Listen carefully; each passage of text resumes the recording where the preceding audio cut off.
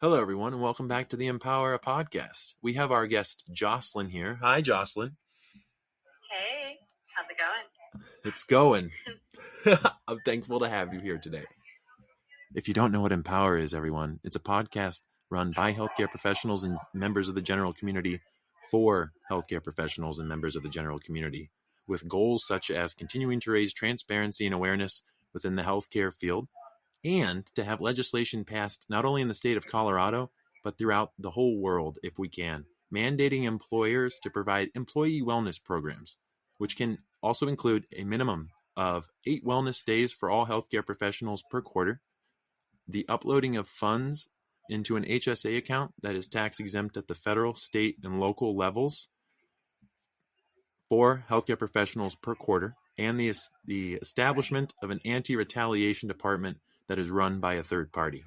At Empower, we believe in the power of community, diversity, and inclusivity to create positive change and improve society.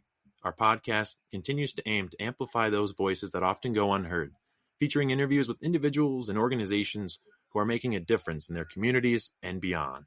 Through thought-provoking conversations and inspiring stories, we strive to raise transparency and awareness and promote action towards a more equitable and sustainable healthcare realm throughout the world.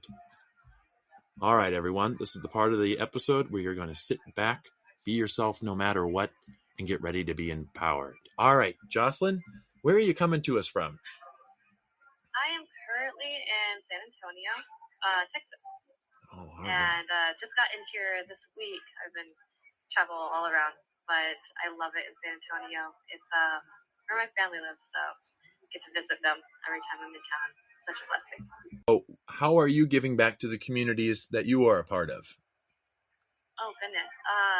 I get to spread my gift with them everywhere I go, and my gift of what is coaching and my knowledge and wisdom. Through that, I've lived a very eventful life, and through a lot of growth, a lot of self-reflection, it has allowed me to serve at a very powerful level, help transform lives, not just physically in their health, but also mentally and emotionally, and their well-being, and ultimately create that freedom and happiness that we're all searching for, right? So that's how I do it. Yeah, I want to acknowledge you create a space for that to occur in the universe. And to be able to give people a space to go when it comes to wanting to improve their own personal life through coaching. That's quite something to see in today's society. All right, Joscilynn, this is the part of the show where we give a big community thank you at the beginning to all the members of the healthcare team or anyone in specific that you would like to. So acknowledging communities? Yes, I would definitely love to acknowledge some communities. I'm going to acknowledge the community that sparked a huge change in my life, that without it, I wouldn't be where I'm at today. I wouldn't be coaching and serving at the highest level possible. And I'm going to give a big shout out to ALA, which is Ascension Leadership Academy, based out of Austin, Texas. They coach people on emotional intelligence and leadership coaching, and it was the most transformational experience in my life. Every single one of those coaches comes in there unpaid, just here to serve. So it's all about service. It's all about giving back and creating a difference, individual by individual. And also we do like big service projects, like community projects. For example, we were able to raise in 20 days $115,000 for this nonprofit that helps children in the foster care system. So they're doing great work, and if I'm going to acknowledge anyone, I'm going to acknowledge them because they transformed my life. So. Wow. Thank you for sharing that. And I have to pick a part of the show, and I'm really running up against that. It comes up to the thank you part, but you definitely make me feel empowered. I have to ask myself, does this guest make you feel empowered, Brett? And Joscilynn, you certainly make me feel empowered. Thank you. Yeah, my pleasure. All right, so we're going to move on to the next question, which is, what is the integrity of healthcare like for you, Joscilynn? Repeat, please. The integrity of healthcare, what is it like for you? Yes, the integrity of healthcare. Oh, goodness. So I feel personally that if we're looking at integrity, so like your ability to be true and honest to your core and to serve each patient at the highest possible level. That's what I think of when I think of integrity. And I think that personally, and probably a lot of people have heard this, that we're focused on treating the symptoms and not what's actually going on, which often leads to nutrition. A lot of diseases and things that we're seeing in our society now are linked to just bad nutrition. And I don't know necessarily, because I'm not, I'm not a doctor, I'm not a nurse, I didn't go through medical school, but I don't know if they even know that they got to know that it's linked to the nutrition. And to understand that is to say, man, I got to really put a lot of effort and energy into each patient, but it's hard for them to do that when they're constantly rotating, right? They don't have enough time to delegate and enough energy to delegate to transforming each person's life. So I think it's flawed on that end for the patient, but also for the practitioner, also for the nurse or whomever is in there. It's a system that's flawed on both ends, and I think that it starts with bringing back holistic education in the medical schools, because there was one point where they were focused on nutrition, and then I think that pharma came in and made it more about drugs and prescribing the right drugs.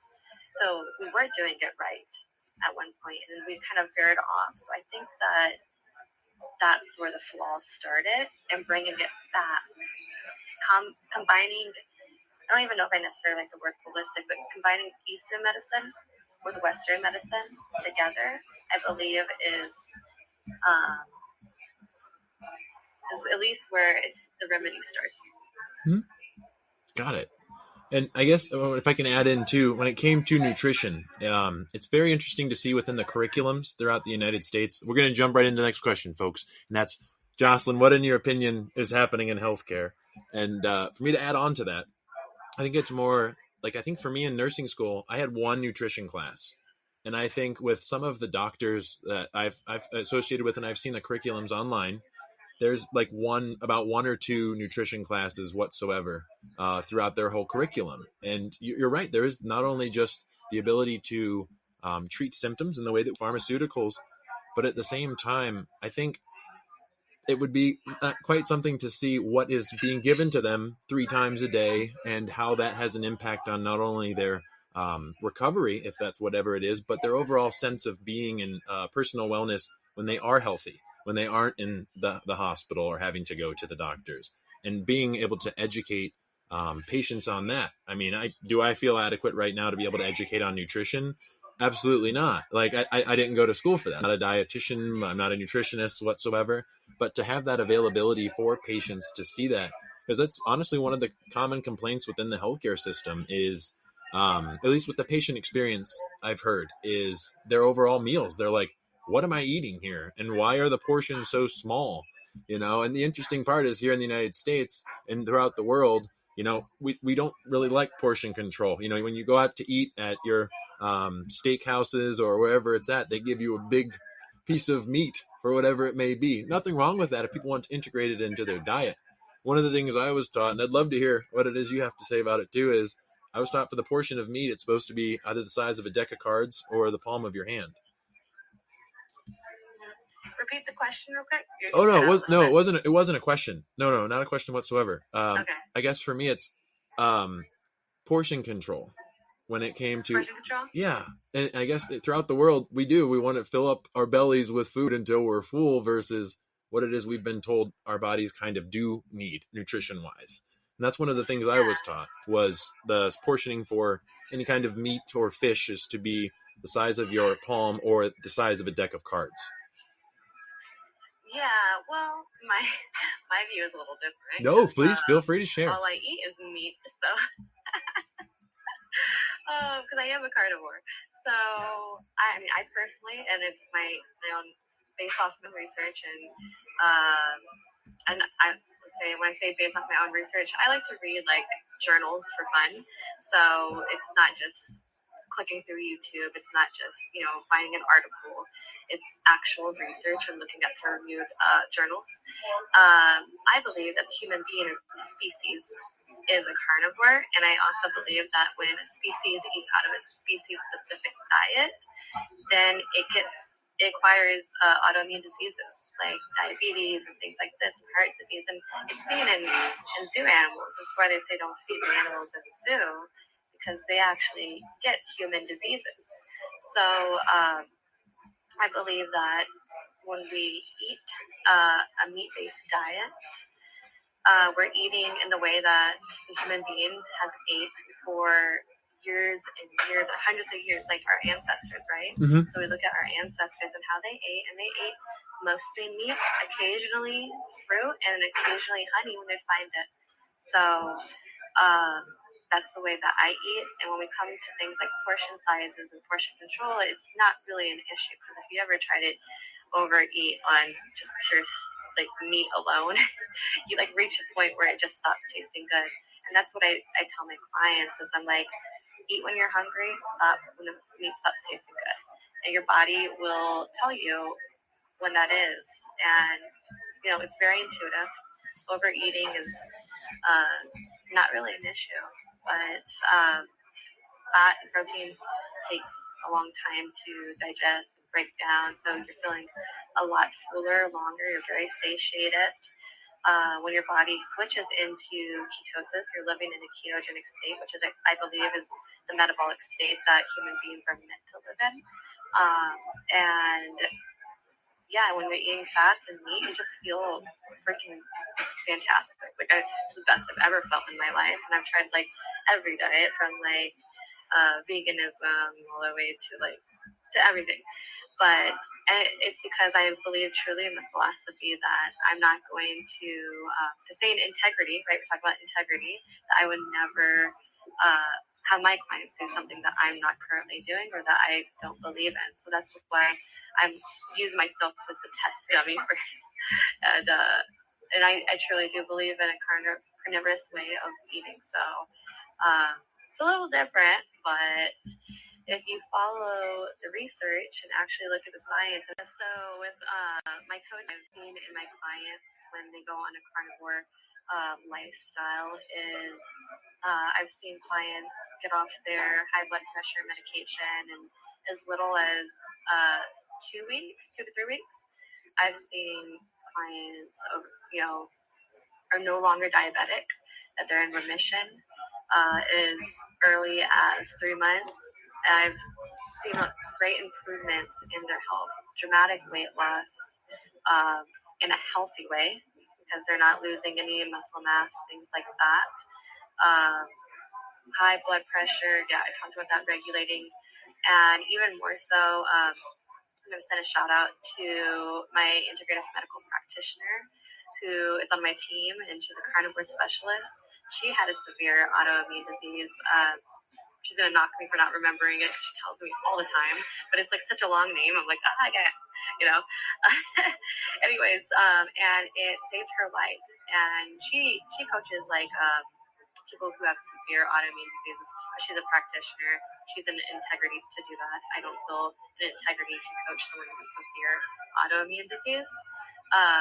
But it dramatically changes people's health for the better. So especially if someone's suffering from autoimmune disease, or even like, just think about it this way, like carnivore is extremely anti-inflammatory, and the cause behind autoimmune diseases is inflammation, right? Inflammation that's happening where it starts in the gut, and it can travel all throughout the body, excess inflammation, including like in the brain too. So a lot of people who suffer from depression, things like that, mood disorders, when they go carnivore, they feel amazing. They feel way better. And that's because they reduce the inflammation on their brain, in my opinion. I don't have research documenting it, but that's my own opinion there. Yeah, and that's been the feedback you've received from your clients after they have looked into your program and gotten into it.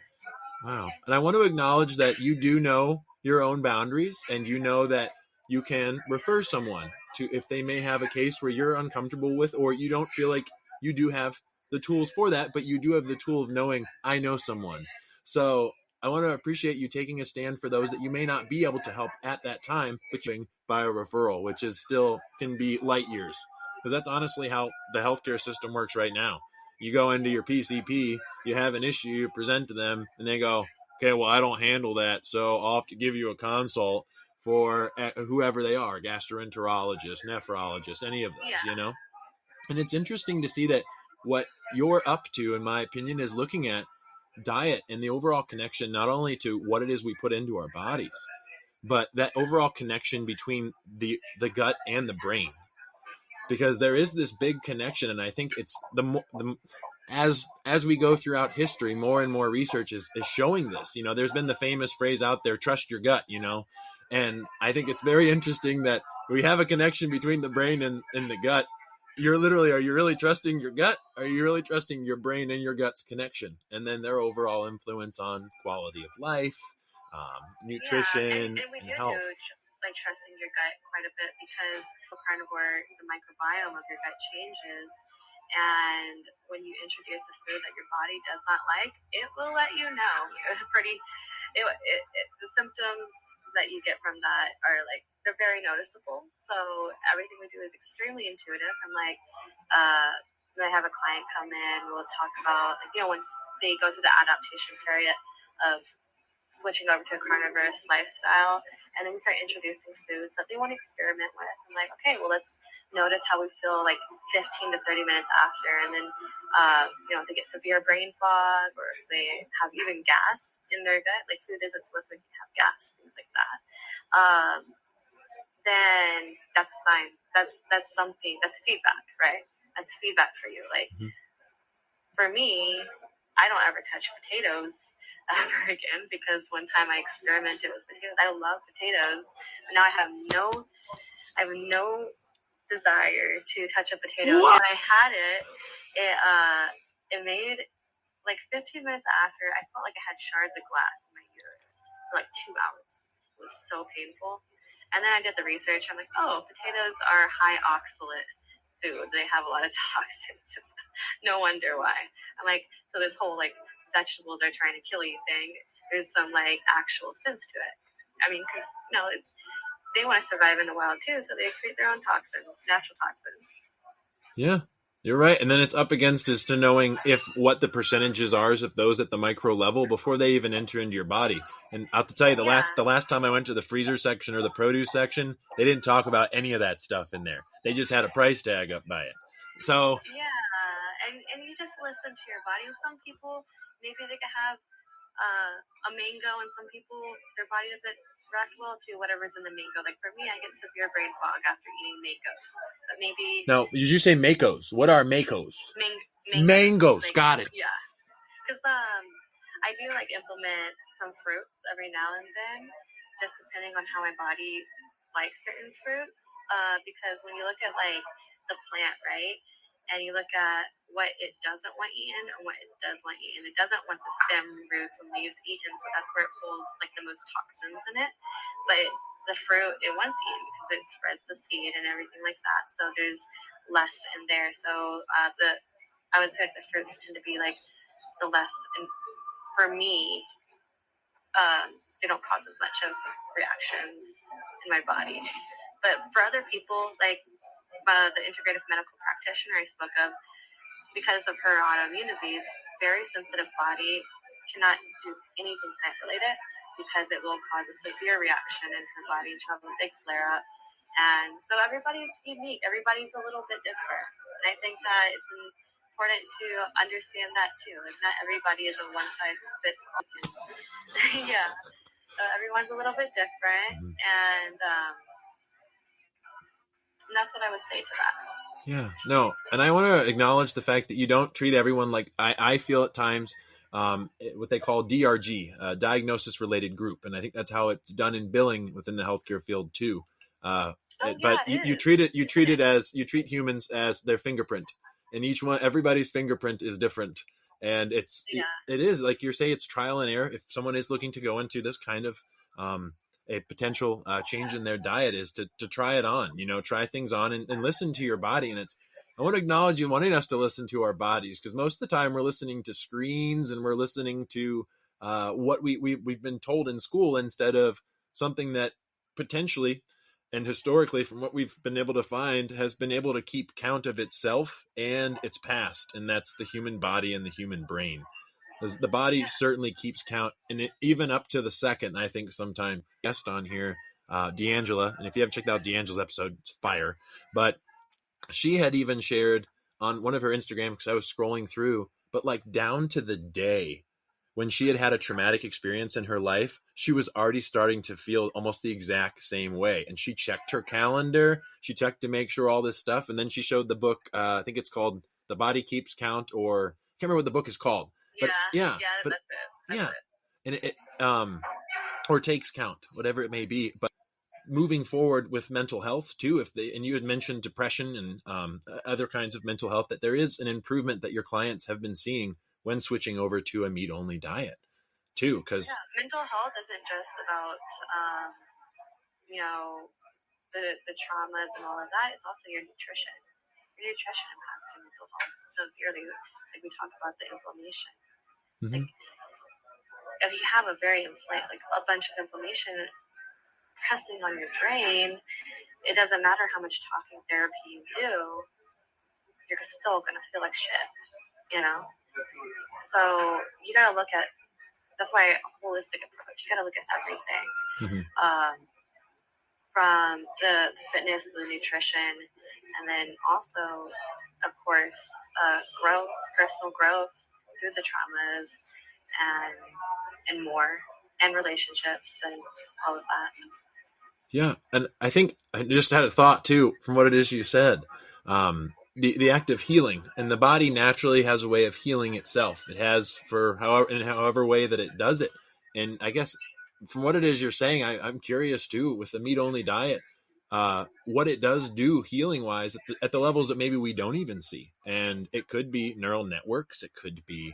So one of the things that Earl Nightingale had said in one of his speeches from the 50s, that is it was a quote from somebody else, I'm sure, was that the brain is one of the most unexplored continents on the whole planet.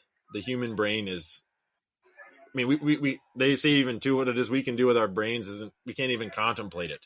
And there are certain things we can't even contemplate with our brains. And it's interesting to see potentially what is happening at that micro level when it comes to something as simple as just what it is you eat, and the overall influence it has on your overall well-being and wellness, and what the body gets from it, and speaking back. And that's not anything I've had on the podcast yet. And I'm so fortunate to have topics such as this to come on and be able to talk about these, because, people have their own preferences in life. And their preferences may have been shaped by what they've heard societally versus what their body could potentially be telling them too. Now, again, this is not for any kind of nursing, medical, any of that. But right, it'd be. I mean, you have all the answers always, and it's just learning how to listen and drown out all the noise. And sometimes that noise could be loud if we're conditioned from childhood to believe certain things about health, And carnivore. I know people are like, oh, this new trend of carnivore. It's not. It's always been around, and it's very alive in other countries like Argentina and China. And these countries are see that these people have great health. It's like it's only in America are we like this carnivore thing, a meat-based diet. What? It's such an American and Western world type of stigma against carnivore, but it's not new. It's been around, and just listen to your body. Listen to how your gut feels. Feel it. It's awareness, right? Awareness, conscientiousness to not just your thoughts, but also how your body feels. Wow. Because your thoughts matter too. That's a whole nother topic. Yeah. No. Yes. The thoughts are what you become. There's famous minds, and they've said it all in different ways. But yeah, you become what it is you think about. And it's amazing to see. It could even be, wow, like I want to just eat meat, and that's it. And your body's like, hold on, like wait a minute, or it's like, yeah, no, let's go ahead and try this on. Like, I'm willing to try this. But like you said too, it may not be for everybody, but it could potentially be something to try on and to look into. Because and there's, I don't know historically how long these other countries have been on these meat diets, but I'd be interested to see what they've gotten from it too. Yeah, if you want to, or your listeners want to check out my Facebook page, it's just my first and my last name. I just posted a interview that I did with this woman. And I'll drop this information in below. 66 years old, but she looks so good. She looks like she's in her probably late 40s, and she's a professional ballroom dancer. She competes and everything. She's doing all these things, and she's from Argentina, and she talks about how this meat-based diet has been in her family for generations, and it's just normal over there because they are the beef capital. So they're just like, yeah, everyone, like this is a normal thing. Like, she was surprised that I was surprised, right? So, and she was talking about how she didn't experience any of the signs and symptoms of menopause when she went through it, which is huge. How her bone density is strong, her lean muscle mass. She doesn't really lift weights, but she's able to maintain such great muscle tone. There isn't any deterioration in that, which you would think in someone in their later years of life. And she's just thriving. Her energy has maintained extremely high throughout her entire life. She has an extremely healthy family line. Like, no one is suffering from any autoimmune diseases. Nothing like that is in her family, and they all live to like 100 or something like that. And don't quote me on that because I'm not exactly sure. It's somewhere up there, but it was something that I was surprised with how long they live and the longevity of their life, the quality of it. And I was like, wow. She's like, yeah, it's normal here. Like, interesting. Okay. Yeah. Very cool. Wow. Okay, and I was wondering, since you've gotten into the line of work that you have, is there any kind of empowering pieces of advice that you'd look to give to someone looking into going into your line of work? Any kind of empowering pieces of advice? Mm-hmm. So I know this is not going to be nutrition related, so we're taking a different curve here, but there's two quotes that resonate with me so much through life. The first one is, the quality of your life is the quality of your relationships. If you look around and you see like friendships, relationships, any kind of relationship is just not where you want it to be, know that every relationship in your life is like little mirrors of yourself. So if you want to increase quality of your relationships, to increase the quality of your life, you get to work on yourself and elevating yourself. So these little mirrors that reflect back to you are exactly what you want to see. And then the second quote that I think of is, it doesn't need to be serious in order for it to be significant. Have fun, play more. We're always so serious. Work. To play versus to work, the distinction. Oh my goodness. Yes, exactly.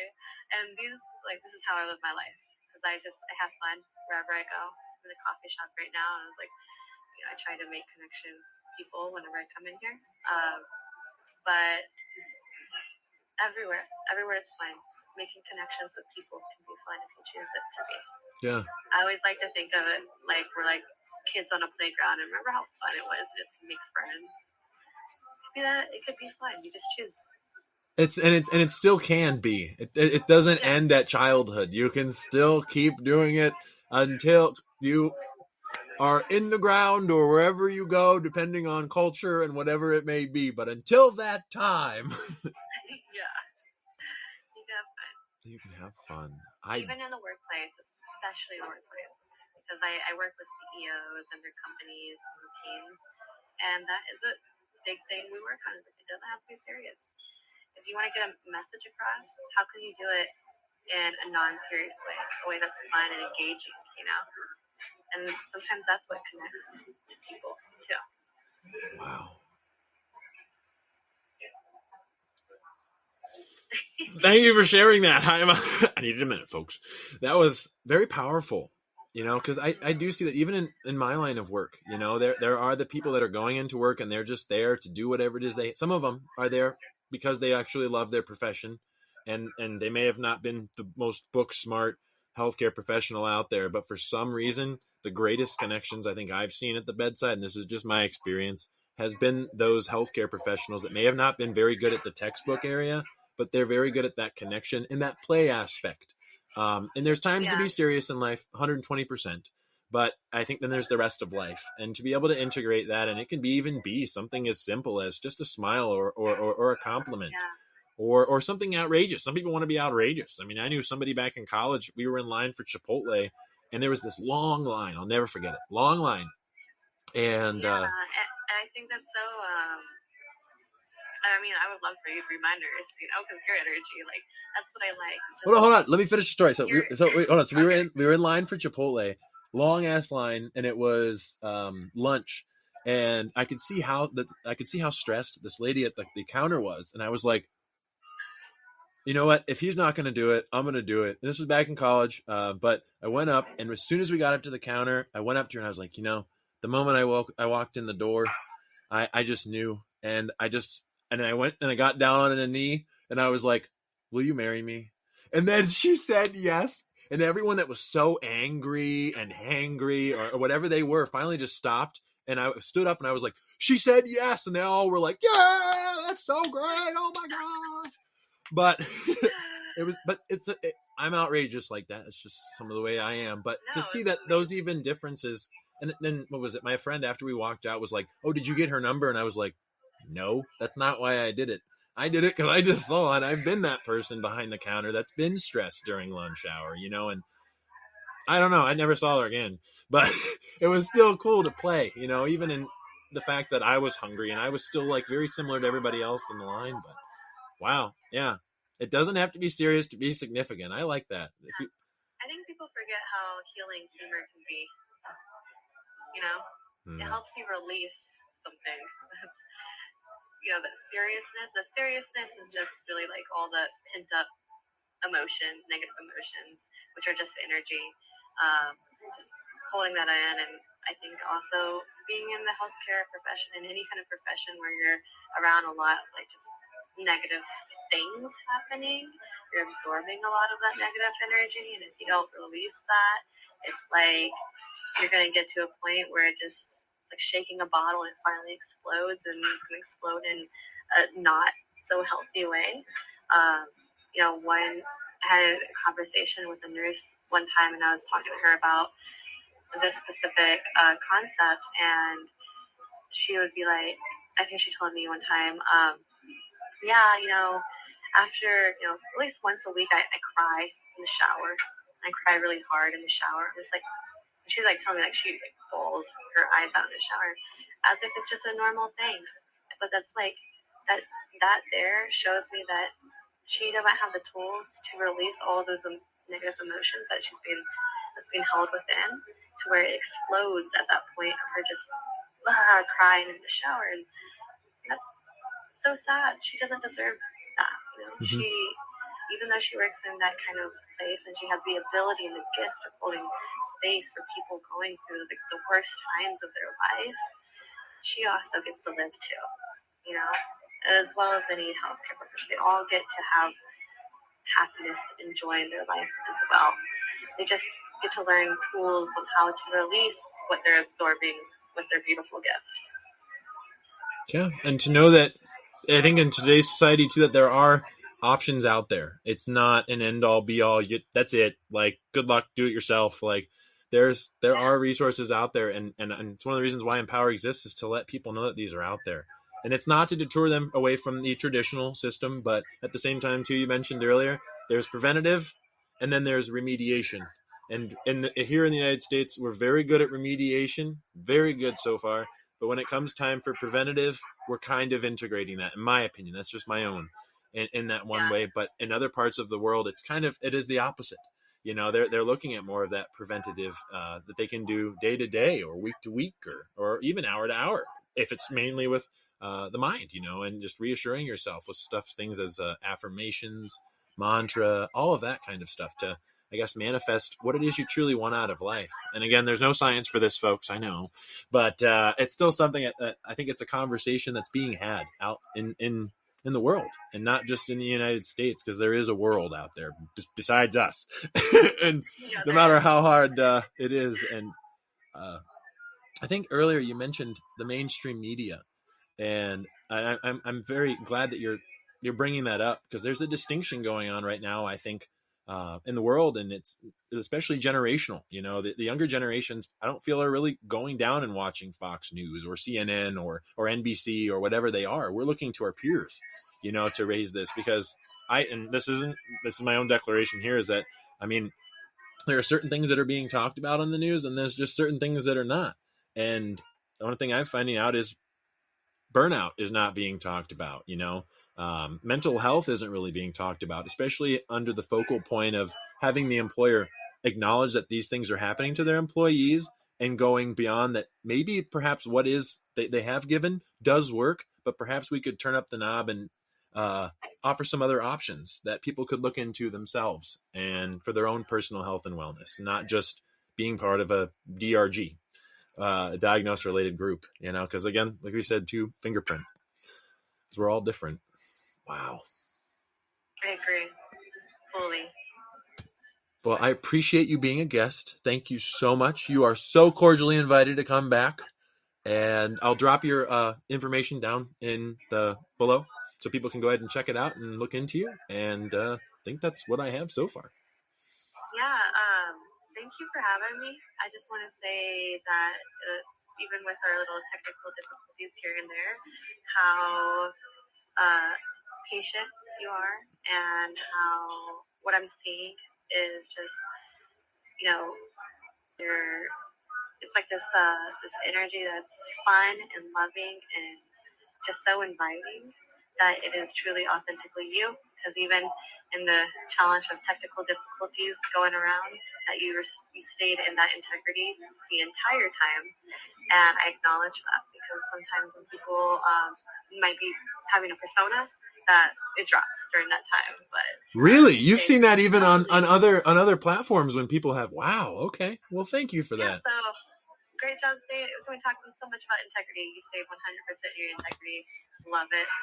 And that is what drew me into you and your energy. I was like, I don't know what it is about this guy. I was just listening on the call where we met, and it's like, once you started talking, your mouth started moving. I was like, oh, I leaned forward on the call as well with you. But yes, wow. I want to acknowledge, if I can, thank you for that compliment. That means a lot to me. It really does. That I didn't do it alone. You were there to help me out as well. So, and let me know and provide feedback. We're just mirrors, right? Yeah, right. And I think it all came down to sharing. Hey, this isn't doing this or that. And sharing is how we all can win. Exactly. Just let me know what lights you on fire, and then enroll me into that by being you. And I want to support. I love being enrolled into people's visions. Enrollment. Love it. All right, folks, this has been our episode with Joscilynn. Thank you very much, Joscilynn. All right. Bye for now.